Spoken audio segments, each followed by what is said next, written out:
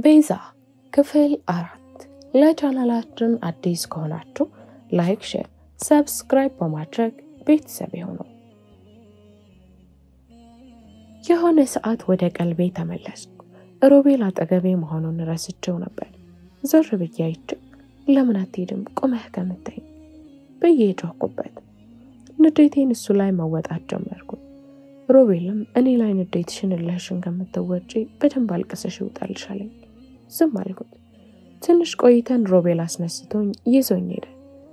መኪና ውስጥ ለስለስ ያለ ዘፈን ከፈተ። እኔ መስታወቱ ላይ ልጥፍ ብዬ ስለ ኪሩ ማሰብ ጀመርኩ። ሮቤልም ዝም ብሏል። የማዲንጎ ዘፈን ብቻውን ይዘፍናል። ከመገረም ከቃልም በላይ ሰው እንዳንቺ መቼም ማላይ፣ አንቺን ከምንም በላይ በተለየ አይሻለሁ፣ ለዘላለም በልቤ ላይ ቦታ ሰጥቼሻለሁ እያለ ያቀነቅናል። ኪሩ በጣም ናፍቆኛል። በጣም ግን ምን ማድረግ እንዳለብኝ አላውቅም። ሄጄ እንኳን ማየት አልችልም። ሮቤልም መኪናውን አቁሞ ዞሮ በእኔ በኩል መጥቶ በሩን ከፈተልኝና ወረድኩ። ወደ ቤት አይደለም እንደመጣ ነው አልኩት። የቀጠርኳቸው ሰዎች እኮ ስለነበሩ አንቺን ወደ ቤት ካለደረስኩሽ ይራፍድብኛል ብዬ ነው። ባይሆን አብረን አግኝተናቸው ወደ ቤት አብረን እንመለሳለን አለኝ። ሲጀመር አልኩት የኔ ፍቃድ አልጠየቅም። ደሞ በራሴ መሄድ እችላለሁ። ትንሽዬ ልጅ አይደለም። በቃ ወደ ቤት እሄዳለሁ አንተ እንደፈለክ ብዬ ትቼው መሄድ ጀመርኩ። ከፊቴ መጥቶ መንገድ ዘጋብኝ። እኔ በጭራሽ በዚህ በማታ እንድትሄጂ አልፈቅድልሽም፣ ደረቅ አትሆኛለኝ። ፍቃድህን አልጠየቅኩትም አልኩት። ነው አለኝና እጄን አጥብቆ ያዘኝና መኪና ውስጥ አስገባኝ። እሱ ውጭ ሆኖ ዘጋብኝ። ምን እያደረገ እንደሆነ እየጮህኩኝ አየሁት። እሺ ብለሽ ካልገባሽ አስቀመጣው እዚህ ትሆኛለሽ። ስልኬንም ከእጄ ወስዶብኝ ነበር። ስልኬን እያሳየ እማማትሙ ስልክሽንም አልሰጥሽም አለኝ። እሺ ብዬ አብሬ ገባሁ። ስገባ 3 ሴቶችና 5 ወንዶች ወደ ተቀመጡበት ወንበር ሄድን። ሁሉንም ሰላም ብሎ እኔንም አስተዋወቀኝ። የሴቶቹን አለባበስ ሳይ የኔ አለባበስ አሳቀኝ። እኔ ጂንስ በጃኬት ነው የለበስኩት። ሴቶቹ የሌለ ዝንጥ ብለዋል። አጭር ቀሚስ ለብሰው ጸጉራቸውን ተሰርተው ብቻ በጣም ጽድት ያለው ናቸው። እነሱን እያየው እየተገረምኩኝ እራት እንብላ ተብሎ ታዘዘ። እኔ ቃል አልተነፈስኩም። ስልኬ ላይ ነው ያለው። ከመሐከላቸው እንዳተነስታ ቆይ ልደውልለት ብላ ወጣች። ትንሽ ቆይታ ግን ተመልሳ መጣች። እየመጣ ነው ደርሷል አለች። የታዘዘው ምግብ መጣ። ሁሉም ወይ ሲጠጡ ነው ውሃ መጠጣት ጀመርኩ። ውሃዬን ጎንጨት እንዳልኩ አረፈድኩ። አይደል ይቅር በሉኝ አለ ከኋላ የሆነ ሰው። ዞር ብል ያየሁት ባፌ ያስኩት ውሃ ተናለ። ሮቤል ደንገጥ ብሎ ልብሴን ያራግባል። ወደ ቀልቤ መለስ አልኩኝ። የመጣው ልጅ ማለትም ኪሩቤል ሁሉንም ሰላም ብሎ እኔም በግርም ታስተያየት ያየኝ ከፊት ለፊቴ ያለው ባዶ ወንበር ላይ ሄዶ ቁጭ አለ። እጄ መንቀጥቀጥ ጀመረ። ሮቤልም ወደ ዶሬ ጠጋብሎ ችግር አለ እንዴ አለኝ። ምንም እንደሌለ ነገርኩት። እራታችንን በልተን ጨርሰን ሁሉም እየጠጡ መጫወት ጀመሩ። እኔ የኪሩቤልን አይን ላለማየት አንገቴ እንደደፋው ነኝ። ኪሩቤልም እኔ ምልህ ሮቢ አለው። ሮቤልን ምን ሊለው ነው ብዬ ቀና አልኩት። ኪሩቤል እኔን እያየ ምን ህናት በደንብ አላስተዋወከንም እኮ አለው። ሮቤልም ወደ እኔ ዞር ብሎ ቤዚማ እህቴ ናት አለው። ፈጣሪ ከእንደዚህ አይነት ውርደት ግን ይጠብቅ። ኪሩቤልም አረ ብሎ የምጸት ፈገግ አለ። አዎ እህቴ ናት ምን ነው አለው። ኪሩም አይ ምንም እና ተማሪ ነው ተወይት ሰራተኛ አለው። ወይኔ ጌታ ያለው በዚህ ሰዓት አልቻልኩም።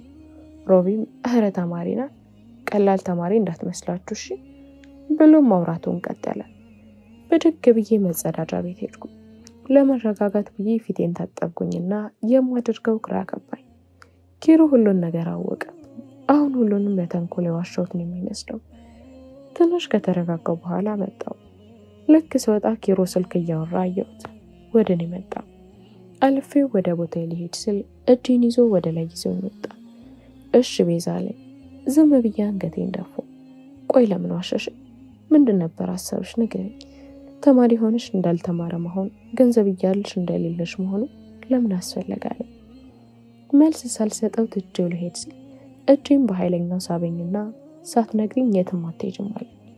ምን ይሰራልሃል? አንድ ተራ ሰራተኛ ዋሸች አልዋሸች ምንም የሚፈጠር ነገር የለም። ትሰሚኛለሽ ቤዛ፣ እልህ ውስጥ አታስገቢኝ፣ አትቀባጥሪ፣ የጠየቅኩሽን ብቻ መልሽ ብሎ ጮኸብ። ዝም አልኩት። ቆይ እስቲ ንገሪኝ፣ እኔ ላይ ያለገጥሽ ነበር? ሮቤል ወንድምሽ ከሆነ በምንም ተአምር አንቺ ጽዳት ሆነሽ የምትሰሪበት ምክንያት የለም። ቀና ብዬ አይኑን አየሁት። ቀይ ሆኗል። ይኸውልህ ኪሩቤል፣ አንዳንዴ መልስ የሌላቸው ጥያቄዎች አሉ። እናም አንተ እንደዛን እየጠየከኝ ያለው እኔ አንተ ጋር ተቀጥሬ በመስራቴ ምንም አልተጎዳህም። ጽዳትና አስደሪ ነበር። የተለየ ነገር የለንም አይደል? ለምን ይሄን ያህል አሳሰበ? ምንም ሊመስልህ እኮ አይገባም ብዬ ትቼ ወረድኩ። ገና ሮቤል ጋር እየተቀላቀልኩ ሮቤል ምን ሆኜ እንደሆነ የቆየው ጠየቀኝ። ስልክ እያወራው እንደነበር ጠየቁ። እራቱን ጨርሰን ወጣን። ቀደም ብዬ የሮቤል መኪና ውስጥ ገባው። መኪና ውስጥ ቁጭ ብዬ አያቸው ጀመር። ኪሩቤል እና ሮቤል እየተላፉ እየተሳሳቁ ሳይ በጣም እንደሚተዋወቁ እርግጠኛ ሆንኩ። ሮቤልም ኪሩም ሌሎቹም ተሰናብተው ወደ መኪናቸው ገቡ። ሮቤልም ወደ እኔ መጣ። መኪና ውስጥ ገብተን መሄድ ጀመረ። ሮቤልም የነበረን ጊዜ እንዴት እንደነበር ጠየቀኝ። አሪፍ ነበር ብዬ ዝም አልኩኝ። ዞር ብሎ አየኝና እኔ ግን አይመስለኝም፣ ትንሽ እንኳን ፈገግ ስትይም ሆነ ስታወሪ አላየሽም አለኝ። የማይመለከተኝ ቦታ ምን ብዬ ላውራ? ምን አስቆኝ ልሳቅ አልኩት። የአውሬ ባህሪ ነው ያለሽ ልበል አለኝ። ደንገጬ እንዴት ማለት ስልሽ አላይድ ሰው መልመድ አትችይም፣ እንደው ግን ጓደኞች አሉሽ አለኝ። ለምን ጠየቀኝ? እንዲሁ ለማወቅ። አዎ አለኝ። በፊት ሃይስኩል ተማሪ እያለሁ ማንንም አውርቼ አላውቅም። አሁን ግን ሄለን የምትባልና ዳግም የሚባሉ ጓደኞች አሉ አልኩት። ዞር ብሎ ዳግም አለኝ። አዎ ዳግም። ፍቅረኛ ለማለት ደብሮሽ ነው አይደል? ያማል እንዴ? የማታውቀው ምንድን የምትዘባረቀው አልኩት። እሺ በቃ እሱን ተይውና የለሽም ፍቅረኛ? ምን አገባ? ተይው፣ ለነገሩ በዚህ ባህሪሽ እንዴት ይኖርሻል ደረቅ ብሎ ዝም አለኝ። መልስ መስጠት ስላልፈለግኩ ዝም አልኩት። ወደ ቤት ስንበርድ እሱ እስኪወርድም ሳልጠብቅ ወደ ቤት ቀድሜ ገባው። ቤት ስገባ ተኝቷል። ቀጥታ ክፍሌ ገባው። ሮቤል ተከትሎ ይመጣ። ደህና ደር ይባላል እኮ አለኝ። በሩ ጋር ቆሞ ደህና ደር ብዬ በሩን ዘጋሁበት። ጠዋት ክላስ ስለነበረኝ በጠዋት ተነስቼ መሲን ስራ ማገዝ ጀመርኩ። ቁርስ ሰርቼ ሮቤልን ቀሰቀስኩኝ። ተሰብስበን በላን። እናቴን ቻው ብዬ ስወጣ ሮቤልም እየወጣ ነበር። ልሸኝሽ እኔም ልወጣ ነው ሲለኝ እሺ ብዬ ገባው። ትምህርት ቤቴ በር ጋር አድርሶኝ ድንገት ማታ ካልመጣ እማዬ እንዳይጨነቅ ነግሬያት አለኝ። እሺ ብዬ ሄድኩ። ከክላስ ወጣ ከሄሉ ጋር ተገናኘን። ዳጊን ለማግኘት የፈረደበት ፑል ቤት ሄድን። ከሩቅ እንዳየን ወደኛ መጣ። ጨዋታውን እስኪጨርስ እንድንጠብቀው ከዛ ምሳ እንደምንበላ ተነጋግረን ቁጭ ብለን መጠበቅ ጀመርን። ዳጊ ጨዋታውን እንደጨረሰ ምሳ ለመብላት ካፌ ሄደን ቁጭ አለን። ምግባችንን እየበላን አዲስ ነገር ካለ ጠየቀኝ። ለካ የተፈጠረውን አልነገርኳቸውም ብዬ እየነገርኳቸው ምግባችንን ጨርሰን ቁጭ ብዬ ትላንት የተፈጠረውንም ነገርኳቸው። ዳጊ ግን በአንዴ አይኑ ደም መሰለ። ደም ስሩ ተገታተረ። ምን እንደሆነ ስጠይቀው እውነት ቤዛ ኪሩን አሁን ያልሽው ነገር አድርጓል አለኝ። ግራ ተጋብቼ ዝም አልኩት። ምን አይነት እንዳንሰደገችሽ እኔ ያሳየዋለሁ ብሎ ብድግ አለ። እኔም ሄሎም ደንግጠን አብረነው ተነሳን። ጥሎን ወጣ። ሄሎ እየሮጠች ተከተለችው። እኔ ሂሳብ ከፍዬን መከተል ጀመርኩ። የኪሩን ያላለንበት ቦታ ሩቅ አልነበረም፣ ማለትም ከትምህርት ቤታችን አይርቅም። ዳግም ላይ እኔም ሄሎም መድረስ አልቻለም። ከሩቅ ብቻ ሆነን መከተል። ባር እንደደረሰ ወደ ውስጥ ገባ። ልክ እኔ ስገባ ኪሩ መሬት ላይ ወድቋል። ደንግጬ ዳግም ማየት ጀመርኩ። ዳግም ወደ እኔ ያየ ፈገግ ብሎ ሲገባ ኪሩቤል የስራ ለመስራት ለሌላው ቀላል ሊሆን ይችላል፣ ግን ለሱ አልነበረም። እሷን አይተህ ብቻ እናቷን መገመት አይከብድም። ኪሩቤልን ያከብራም እወደም ነበር፣ ግን ቤዛን የማይሆን ንግግር ስትናገራት መስማት አልፈልግም። ሲጀመር የተከፈለልህ መስዋዕትነት ቢገባ ፊቷን ማትቆምም ነበር አለው። ኪሩ ብድግ ብሎ ወደ ዳግም መጣና ታናሽ ስለሆንክ በትዕቢት ነው የመታብኝ ብዬ አልፌዋለሁ እናም ላለን ወዳጅነት ስላለው ዳግም የምጻት ፈገግ ብሎ የኔ የምላቸውን ሰዎች እያስቀየምክ ወዳጅነት የለም ገደል መግባት ትችላለህ ብሎ ፊት ለፊቱ ያገኘውን ብርጭቆ ኪሩቤል እያየው ሰበረው። ናይ ብሎ እጄን ያዘኝ። ሄሎም ያዛት። ቀና ብሎ ኪሩቤልን እያየ አንድ ነገር ስታጣው ነው ጥቅሙ የሚታይ ብሎ ይዞን ወጣ። ስለሆነ ዳጊን ያህል ይሆንልኛል ብዬ አስቤ አላቅም። በጣም ደስ ብሎኝ ነበር። እኔንም ሄሎንም ውጪ ላይ ቆመን እናንተ ለኔ ከጓደኞችም በላይ እህቶቼ ናችሁ፣ ሁሉም ነገር መቅረት ይችላል እሺ አለኝ። ሄሎ ጥምጥም ብላ አቀፈችው። እኔ ነገር ስራው ሁሉ ገርሞኛ ያዋል። ዳጊ በጣም እልህኛ ነው። ለዛ ይመስለኛል ብርጭቆንም ሰብሮት የወጣው። ግን ደግሞ በቃ ፍቅር የሆነ ልጅ ቀና ብሎ አንቺ ተሰጣቅፊኝ አለኝ። አመሰግናለሁ እሺ ብዬ እኔም አቀፍኩት። ወደ ቤት ሄድኩ። 2 ሳምንት ያህል ኪሩን ሳላይ ቆየ። በቃ ከአቅሜ በላይ ሆነ። ለዳግም ደውዬ ኪሩ ጋር እንዲወስደኝ ጠየቁ። ዳጊ ግን ራሴ እንዳላዋርድ እየጮኸ እንዳልሄድ እሱም እንደማይወስደኝ ነገረኝ። አላውቅም እንደምንም ብዬ 1 ወር ሙሉ ኪሩን ሳላየው ቆየው። በአንድ ወር ውስጥ ምግብ እንኳን በስርዓት የበላውበት ቀን ትዝ አይለኝም። ለጓደኞቼም ቢሆን ለእናቴ አልያዝ አልጨበጥ አልኳቸው። ትምህርት ቤት እሄዳለሁ፣ ከዛ እናቴ መቃብር ጋር እሄዳለሁ፣ ከዛ እተኛለሁ። የኪሩን ፍቅር መቋቋም አቃተኝ። እናቴ እንዲሆኚ ብታየኝስ ብዬ ሳስብማ ሞት ያምረኛል። ዛሬ ክላስ ነበረኝ ግን መሄድ አልፈለኩም። ውስጤ ደስ የሚል ነገር አይሰማኝም። እያመመኝ ነው። ግን ክላስ ከመቀር ብዬ ልብሴን ለባበስኩ። እናቴ ቁርስ ቢብላት ለምናኝ ጀመር። እናቴ እንደማልፈልግ ነግሬያት ስሜት ልወጣ ስል ነይ ተመለሽ ብሎ ሮቢ ጮኸብኝ። ደንግጬ ዞርኩ። ምን እንደሆነ ጠየቅኩት። ደሞ እየጮኸ ነይ ቁጭ ብለሽ የቀረበልሽም ዝም ስትባይ በዛሽው አለኝ። ሮቤል እንዲህ ሲሆን አይቼው ስለማላቅ ደነገጥኩ። ነይ ብሎ እጄን ጎትቶ ወንበር ላይ አስቀመጠኝ። ምግቡን እያሳየኝ ይህ ምግብ ሳትበይ የትም አትሄጂም ሰማሽ አይደል አለኝ። እናቴ ደንግጣ አጠገቤ ተቀምጣ ታጎርሰኝ ጀመር። ብስጭት ብዬ ተነስቼ ግን ምን አገባ አንተ እኔን የምትቆጣው ብዬ እኔ በተለይ ጮህኩበት። ሆድ ባሰኝ፣ ማልቀስ ጀመር። ትሰማለህ አይገባህም እሺ እኔን ማንም ተቆጣጥሮኝ የሚሆን አዞኛ ያውቃል አልኩት። ዝም ብሎ ይመለከተኝ ጀመር። በማያስለቅስ ነገር ማልቀሴ ግራ ሳያጋባው አልቀረም። ትንሽ እንደቆየው ግን ነገሮች ሁሉ ብዥ ይሉብኝ ጀመር። ምንም አላውቅም። አይኖቼን በግድ ተከደኑብኝ። የሆነ ሰዓት አይኖቼን ለመግለጥ ታግዬ እንደምንም ገለጥኳቸው። ነጭ ኮርኒስ ታየኝ። ዝቅ ስል እጄ ላይ ግሉኮስ ተሰክቷል። ደነገጥኩ። ዞር ብዬ ሳይ እናቴና ሮቢ ፊት ለፊቴ ናቸው። እናቴ መንቃቴን እንዳየች አጠገቤ መታ አልጌ ጫፍ ተቀመጠች። በስስት አይን እያየችኝ ተይ ግን ልጄ አንቺ እኮ ያደራ ልጄ ነሽ። እናትሽ ባዶ ቤት ስትሞት አንቺ ለኔ ትታ ነው። አንቺ ከመጣሽ በኋላ ብቸኝነት ይለቁኝ የሴት ልጅ ፍቅር ባንቺ ያገኘው ብዬ ሳልጨርስ አለች። እናቴ አንቺ እኮ ለኔ ከእናትም በላይ ነሽ። እናቴን ሳጣ አንቺ ነሽ ከብቸኝነት ያወጣሽኝ፣ ያቀፍሽኝ፣ ሙሉ ያደረግሽኝ። እማዬ ይቅርታሽ አልኩት። ሮቢ ወደኛ መጣና እናቴን ልቀሚ ነው እንዲያሳብሽ ድሮም አንቺ ልጅ አልተመቸሽኝም አለኝ። እንዲያስቸግርኩ እንኳን ከጎን የማይለየው ቤተሰቦች የሰጠኝ ምን ያህል ብትወደኝ ነው ጌቴ። ብቻ ተመስገን አልኩት። እናቴን ላለማስከፋትም ብዬ ምግብ መብላት በስርዓት ትምህርት ቤት መሄድ ጀመር። ከተመቸው ሮቢ ነው ትምህርት ቤት የሚያደርሰኝ። ዛሬም ትምህርት ቤት እየሄድን አንድ ነገር ልጠይቅሽ አለኝ። ምን አልኩት ግን በጥያቄ እንዳትናደጅብኝ አለኝ። እሺ ምን አልኩት። ፍቅር ይዞሻል አይደል አለኝ። ማለት ለምን አልኩት። መናገር ስላልፈለኩ እንጂ ፍቅር እንደያዝሽ ከተረዳው ቆየው አለኝ። መካድ አልፈለኩም። አዎ ፍቅር ይዞኛል ብዬ አንገቴን ደፋው። ውይ ይቅርታ እንድታስታውሹ ካደረኩሻል። ፈገግ ብዬ ለደቂቃም ቢሆን ከሐሳብ ወጥቶ አያውቅም። ቆይ ግን እንዴት ብትጀው ነው የዚህን ያህል አለኝ። እሱን እኔም አላውቅም። እኔም አውቀውንም ቢሆን እንደማላገኘው ያወቅኩ ወደዋለሁ አልኩት። ቆይ ግን ማን ነው?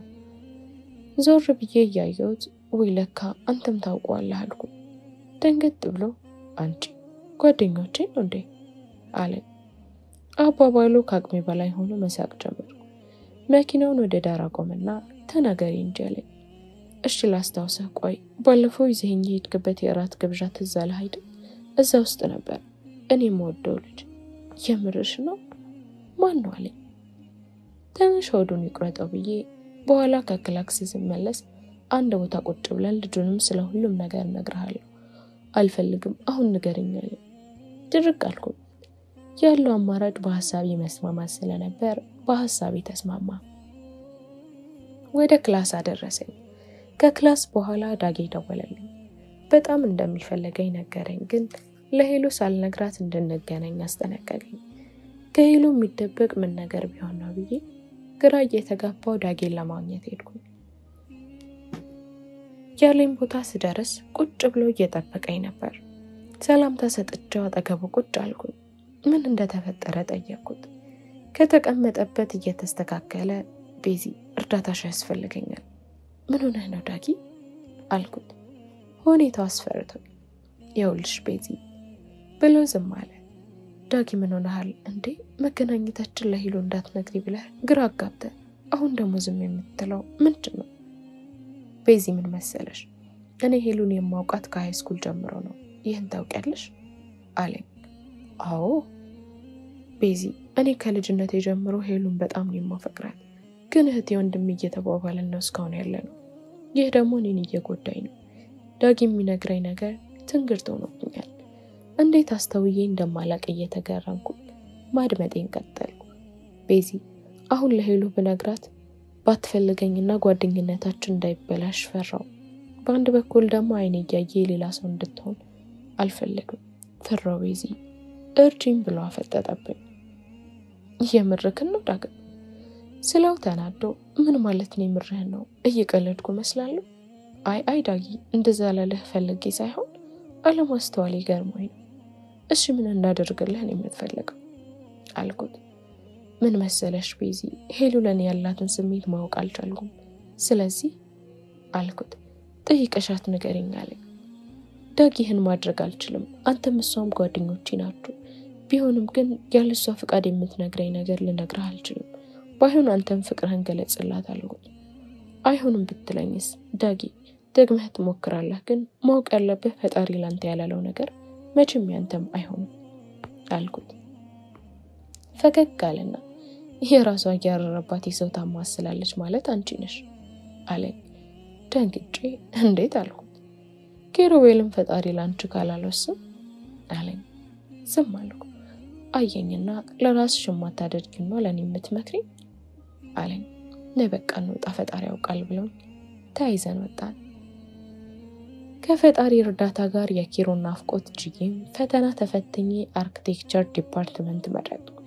ያለማሸት ኪሩቤል በጣም ናፈቀኝ። ዛሬ ሙሉ ቀን ደብሮኝ እቤት ነበር የዋልኩት። ሮቢም ሙሉ ቀን ስራ ነበር። ወደ 11 ሰዓት መጣ። ሮቢ ሱሱ ይሆናል። እሱ ካለ ምንም አይደብረኝም። ቁጭ ብዬ ሲያየኝ ነስቲ ወጣ አድርጌ ፏል አድርገሻለሁ። ሙዴ ጥሩ ስላልነበር እዚሁ እንድንሆን ነገርኩት። ሮቢ ግን ድርቅ አለ። ዝም ብዬ ቱታ በቲሸርት ጃኬት ደርቤ ወጣው።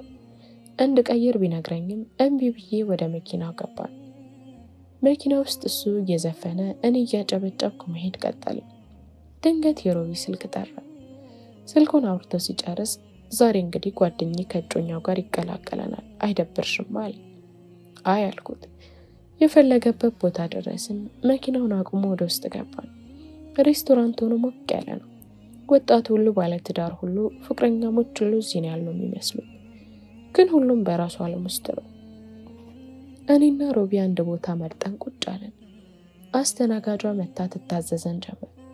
እሱ የማላውቀው መጠጥ ጠራ። አንቺ ሳለኝ እኔ አልኮል አልጠጣም አልኩት። ታያት እሷም ብሎ ኮክቴል አምጭላት አለ። ዝም አልኩ። ድንገት ሮቢ ብድግ ብሎ ኦ ወንድሜ ኪሩ አለ። ዞር አልኩ። ኪሩቤልና ሜሮን ናቸው። ምንም መናገር ስላልቻልኩ ዝም ብዬ የሚሆነው ማየት ጀመርኩ። ከኔ ጎን ኪሩ ተቀመጠ። ከሮቢ ጎን ደግሞ ሜሮን ቁጭ አለች። ሮቢም ወደ ኪሩ እያየ ኪሩ እህቴ ትዝ ትልሃለች አይደል አለው። ኪሩም ወደ እኔ ዞር ብሎ አዎ እንዴት ረሳታለሁ አለው። ኪሩም ሜሮንም መጠጣት የሚፈልጉትን አዘው መጠጣት ጀመሩ። በጨዋታ መሃልም ስለ አዲስ ፎቅ መስራት ማውራት ጀመሩ። ኪሩም ለሮቢ አሁንማ ያንተ እህት አርኪቴክቸር ሆና ታግዘናለች አለው። ሮቢም ፈገግ ብሎ ቤዝኮ ገና እየተማረች ነው፣ በቅርቡ ነው አርኪቴክት ዲፓርትመንቷን ለራሱ የመረጠችው። ግን ደግሞ እናቷ በጣም ጎበዝ አርኪቴክት ነበሩና ከሷቸው ብዙ የወሰደችው ልምዶች አሉ። አእምሮም ፈጣን ስለሆነ ብዙ የምታግዘን ነገር ይኖራል አለው። ኪሩም ለሮቢ ግን እስቲ ንገረኝ፣ ማዘርን አውቃቸዋለሁ? ታዲያ ቤዛን እናት እንዴት አላወቅኳቸውም? ማለቴ ድንገት ያክስትህ ልጅ ከሆነች አለው። ሮቢም ኪሩ እሱ እንኳን ታሪኩ ረጅም ነው፣ አንድ ቀን በሰፊው አጫውታለሁ አለው። ኪሩ ሮቢ ይህን ያህል ጓደኛ ናቸው ማለት ነው ብዬ እያሰብኩኝ ሜሮን እኔ ምልሽ አለችኝ። አቤት? አንድ ቦታ ጽዳት ሰሪ ነበር ልበል አለችኝ። ለሮቢ ስላልነገርኩት ደነገጥኩ። ሮቢም ኧረ ተመሳስላብሽ ነው እናቷ ከመሞቷ በፊት ብሎ ለሜሮን እናቴ ሁሌም ትለኝ ስለነበረው ነገራት። ሜሮንም ወይ በቃ ተመሳስላብኝ ነው በቃ ለነገሩ ስትታይም ቆሻሻ ነክታ የምታውቅ አትመስልም ብላየችኝ። ፈጣሪ ሮቤልና ኪሩቤል ባይኖር እንዴት እንደማጋጫት። ትንሽ አምሽተን ለመሄድ ተነሳ። ኪሩና ሜሮን ውጪ እየተሰናበትን ሜሮን አጠገባችን ወዳለ ሆቴል እያየች ኪሩ እዚህ እንደር አለችው። ለምን ደከመሽ እንዴ? ወደኔ ዞር ብላ እያየች አይ ጥሩ ጊዜ እንድናሳልፍ ብዬ ነው አለችው። ሮቢን በቃ እሺ በላት ወንድሜ ሂዱ አለማችሁን ቅጩ አለው እየሳቀ። ሜሮንም ወደኔ መታቀፈችኝ። በጆሮዬም አላማሽ ገባኝ እኮ እኔ የኔ የሆነውን ሰው ለኔ ታይልኝ እሺ አለችኝ። ከሌላ ያላቀቂያት ደናደሩ ብያቸው ወደ ሮቢ መኪና ወደ ቆመበት ሄድኩ። ሮቢም ተከተለኝና ወደ መኪና ውስጥ ገባን። እየሄድን ማውራት ጀመርን። ወደ ሮቤል ዞሮ ብዬ ሮቤል ግን ዝም ብዬ ሜሮን የምትባለውን ሳይ ኪሩቤልን የምትወደው አይመስለኝም፣ ለጥቅም የቀረበችን የሚመስለኝ። በዚህ ደግሞ ሜሮን እኮ የሀብታም ልጅ ናት አለኝ። እሱም አውቃለሁ ስለው የት ነው የምታውቂው? አይ ማለቴ ታስታውቃለሽ ልፈልጌ ነው እና ከኪሩቤል ምን ፈልጋ ትቀርባለች አለኝ። ሮቢ ደግሞ የራሱ ባር አለው፣ የአባቱ ሆቴል አለው። የአባቱ ሀብት ደግሞ ከነኪሩ ጋር ሲወዳደር ባዶ ነው እና ደግሞ ቆንጆ ነው፣ ለይታ ነው አልኩት። ቆይ ኪሩቤልን ታውቂዋለሽ እንዴ ብሎ ጠየቀኝ። ደነገጥኩ። አይ አራላቆም ምን ነው አልኩት። ስለሱ ሁሉም ነገርሽን እኮ አይ ባልፈው ሲወራ ሰምቼ ነው፣ ሆቴልን ባርም እንዳለው ለዛ ነው አልኩት። ባይዋጥለትም ዝም አለኝ። በነገታው ወደ ክላስ ለመሄድ ቁርሴን ምናምን ጨርሼ ወጣሁ። ሮቢ ዛሬ ስራ ስለነበረው ስለማያደርሰኝ ቀስ እያልኩ መሄድ ጀመርኩ። ከትራንስፖርት ወርጄ በእግሬ መሄድ ጀመርኩ። ትንሽ እንደሄድኩ ግን የመኪና ክላክስ ሰማሁ። ዝም ብለው ነው ብዬ በሄድም የተደጋገመ። ዞር ስል የኪሩ መኪና ነው። ዝም ብዬ ቆምኩ። ከመኪናው ወረደና ወደኔ መጣ። ልሸኝሽ አለኝ። ውስጥ ያው ሸኘኝ እያለ አፌ ግን አይ ደርሻለሁ አልኩት። ፕሊስ ትንሽ ላውራሽ ስለፈለኩ ነው አለኝ። እሽቴን ገልጬለት ወደ መኪናው ሄድን። መኪና ውስጥ ገብተን መሄድ ጀመርን። ምን ነበር የምታወራኝ አልኩት። ያልተመለሱልኝን ጥያቄዎች እንድትመልሽልኝ አለኝ። እኮ ምን? ቤዛ ይኸውልሽ እኔ ጋር ለምን ጽዳት ሆነሽ እንደተቀጠርሽ እንኳንም አልገባኝም። እሱም ሳይበቃ ዳግምም ተጨመረበት። እሱም ሳይንስ ሮቢ እንኳን እኔ ጋር እንደምትሰሪ ምን እንደምትሰሪ ያውቅ፣ ጭራሽ እንደማታውቂኝም ነው የሚያውቀው። እና እነዚህን ሁሉ እንቆቅልሽ ነው የሆኑብኝ። ቆይ ምንድነው ከኔስ ጋር ያለሽ ምንድነው? ከሜሪስ ጋር ያለሽ ችግር አለኝ። ቦጋልከኝ ሜሮን እኔ ከሜሮን ምንም ችግር የለብኝም። አንተም ሁሉም ያልገባህ በእጅ ያለው ወርቆ ነበር ነው። ሰማኛለህ? እኔ ምን ያህል ልጠላኝ ትችል ይሆናል ወይም አናድጄህ ይሆናል፣ ግን ደግሞ ከኔ በፊት ዙሪያ ያሉ ሰዎች ማን ማለት ነው አለኝ። አሁን እኔ በነግርህ ላታምነኝ ምንም አልልህም፣ ግን ሜሮን እንደማታፈቅርህ እርግጠኛ ነኝ። ቆይ ችግርሽ ምንድነው ከሜሮን አለኝ። አቁመ መኪናውን አልኩት። ከመውረዴ በፊት መቼም ቢሆን እሷ ጋር ችግር ሊኖረኝ አይችልም፣ ግን አንተ ተጠንቀቅሽ። ፈጣሪም አንዱን ለአንድ ነው የፈጠረው እሺ ብዬ ወጣሁ። በጣም ተናድጄ ከራሴ ጋር እያወራው ክላስ ደረስኩ። ወደ ከሰዓት ሄሎንም ዳጊንም አገኘኋቸው። ምሳ ከበላን በኋላ የፈረደበት ዳጊ ፑል የሚጫወትበት ቤት ሄድን። እኔና ሄሎ ቁጭ ብለን ማውራት ጀመርን። የሆነ ሰዓት ሁለት ቆንጆ እንዲሆኑ ወንዶች ወደ ያለንበት ፑል ቤት ገቡ። ሄሎ እንዳየቻቸው ሄኖክ ብላ ጮኸች። አንደኛው ዞር ብሎ እንዴ ሄሎ ብሎ አጠገቧ መጣ። ሄሎም ተነስታ ጥምጥም አለችበት። ጥምጥም ለማለት ይከብዳል፣ ተጣበቀችበት ብል ይቀለኛል። ወዲያው ትዝ ያለኝ ዳጊ ነው። ዞር ብዬ ዳጊን አየሁት። አይኑ ደም መስሏል። እኔ ከምንም የገረመኝ ያ ሁላ ጊዜ ለማስተዋሌ ነው። አንደኛው ጓደኛ ወደኛ መጣ እና ሄሎን እያየ አረ በቃ ተላቀቁ አላቸው። ሄሎም ያቀፈችው ልጅ ማለትም ሄኖክን እየለቀቀች አንተ ቅዱስ ብላ እሱንም አቀፈችው። ሄኖክ የሚባለው በቃችሁ ባይሆን ጓደኛሽን አስተዋውቂኝ አላት ፈገግ እያለ። ሄሎም እሺ ብላ እኔን ወደ እነሱ ጎተት አድርጋኝ ቤዛ ትባላለች ተዋውቃት አለቻቸው። ሁለቱን ጨብጬ ሰላም አልኳቸው። ድንገት ሄሎ እንዴ ረስቼው ብላ ወደ ዳጊ ዞራ ዳጊ ብላ ጮኸችና ቶሎና አለችው በመለከት። ዳጊ መጣ። ቅዱስ ተብዬው እንዴ ዳዋ ብሎ ዳጊን አቀፈው። ዳጊም ማጽፋውን መለሰ። ሄኖክ ግን ጠብረር ብሎ እንዴት ነዳገም አለው። ዳጊም ፈገግ ብሎ ይመስገን አለው። ሄሎም ፈደቅድቅ እያለች በቃ ለምን ዛሬ አብረን ተሰብስበን እራት አንበላም አለች። ማንም አልተቃወመም። እዛው ፑል ቤት እየተጫወቱ ዳጊም እኔን እያጫወተኝ እያመሸ መጣ። ግን እነዚህ ልጆች በዚህ ልክ ለሄዱ ደስታ ሊፈጥሩ እንደቻሉ አልገባኝም። ዳጊንም እንደማን እንደሆኑ ጠየቅኩት። ነገ ቁጭ ብሎ እንደሚነግረኝ ነገረኝ። ትንሽ እንደቆየው ስልኬ ጠራ። ሮቢ ነው። አነሳሁት። የት እንደሆንኩ ጠየቀኝ፣ ነገርኩት። መቶ ሊወስደኝና አብረን እራት እንድንበላ ነገረኝ። እሺ ብዬ ሮቢ እስኪመጣ መጠበቅ ጀመርኩ። ሮቢም እና ሄሎ እንውጣ በቃ ብለው አብረን ወጣን። እንደወጣ ሮቢ ደወለ። መጣው ብዬ ስልኬን ዘጋው።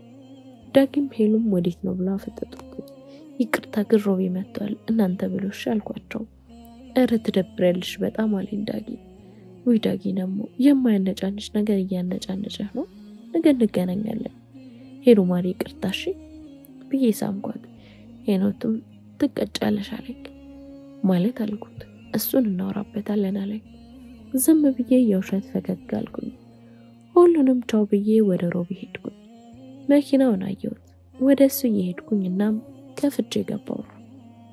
ክፍል 5 ይቀጥላል። ላይክ፣ ሼር፣ ሰብስክራይብ በማድረግ ቤተሰብ ይሁኑ።